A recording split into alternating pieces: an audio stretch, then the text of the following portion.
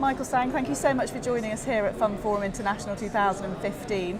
I'd like to start by asking you, what are the latest trends you're seeing in the Greater China funds distribution space? Thank you for having me. I think China's been very much the pivotal role in all of the activities around asset managers in the Greater China region. I guess really from two perspectives. The first perspective is we've seen a lot of Chinese asset managers going overseas and tapping into investor bases into Europe, into the US, into the Middle East. So that's been a strong trend that we've been seeing for the last year or so. The other two activities have been really attracting a lot of attention out in Hong Kong and China. The first is the mutual recognition funds platform, which is going live tomorrow. So there's been a lot of discussion between industry players, regulators and operators really regarding the launch of that platform going forward. And the second thing is really on the Stock Connect. We launched, Hong Kong and Shanghai launched that in November of last year. There's been a lot of continued improvements in the Stock Connect program. And I guess the next biggest development is the addition of the Shenzhen exchange into that Stock Connect program. And again, further details should be announced very soon and should be launched from industry sources. It should be launched sometime this year. You talked there about the launch of the mutual recognition between China and Hong Kong. How do you see the future of UCITs distribution in Asia? It's an interesting question. I think obviously UCITS is celebrating its 30th anniversary this year. It's got a very strong brand recognition.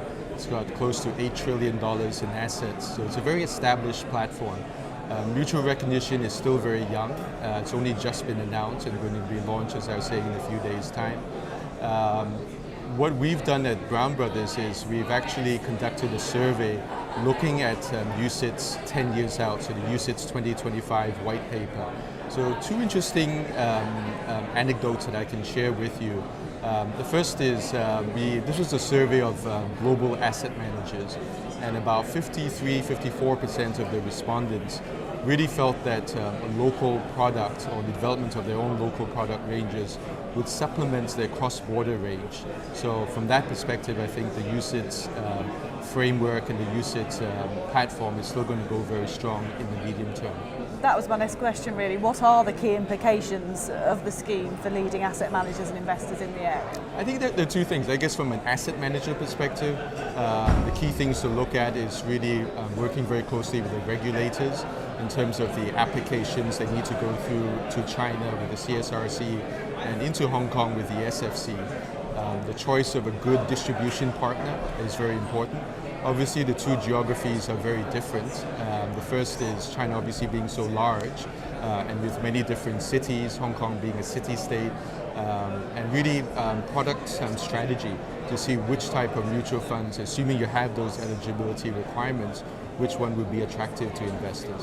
And I guess from an investor perspective, the choice is obviously broader, so that's good from that perspective. But obviously you need to be aware for tax considerations as well as currency considerations. But all in all, I think it's a win-win for both sides. Interesting times ahead. It is. Michael, thanks so much for joining us. You're very welcome. Thank you.